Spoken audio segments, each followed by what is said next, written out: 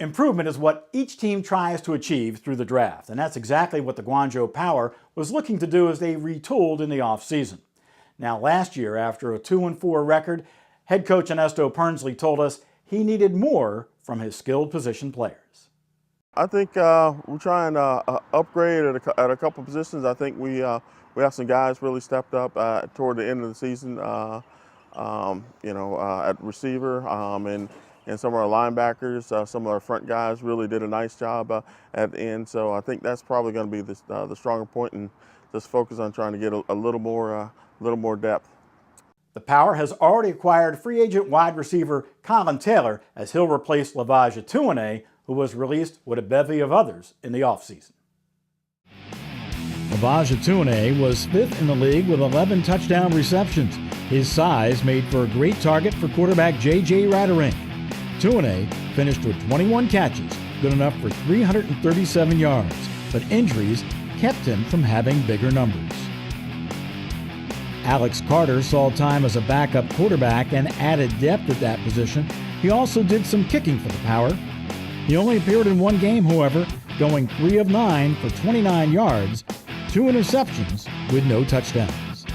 Virgil Gray was an experienced defensive back and is now a coach for the Baltimore Brigade in the AFL. His leadership was just as valuable as his skill on the field. He only finished, though, with 1 interception. And Jamal Giddens was a late addition, and he did see significant playing time on the defense. He became expendable.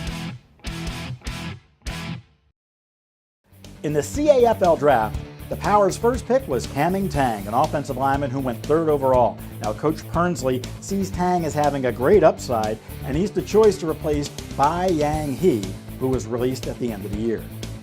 Zhiqian Wang was the 2nd-round choice, 9th overall. The wide receiver defensive back had good cover ability at the Shanghai Combine. He could work his way into the defensive backfield. And a quarterback, Yijing Shi, was the 3rd-round pick and 15th overall. Shi becomes the example for all Chinese athletes who play the position. Shi displayed an accurate arm and good footwork at the Beijing Combine and now must carry that forward to the next level. In the 4th round, 22nd overall, the selection, defensive lineman Dexter Davis. At 6'4", 230, Davis has been playing with the Baltimore Brigade in the AFL. Wide receiver Darius Reynolds went in the 5th round, 27th overall. With Reynolds' credentials, he could become one of the top receivers in the CAFL. Currently with the Philadelphia Soul in the Arena Football League, Reynolds is one of the league's leading receivers when it comes to receptions, touchdowns, and yards per catch.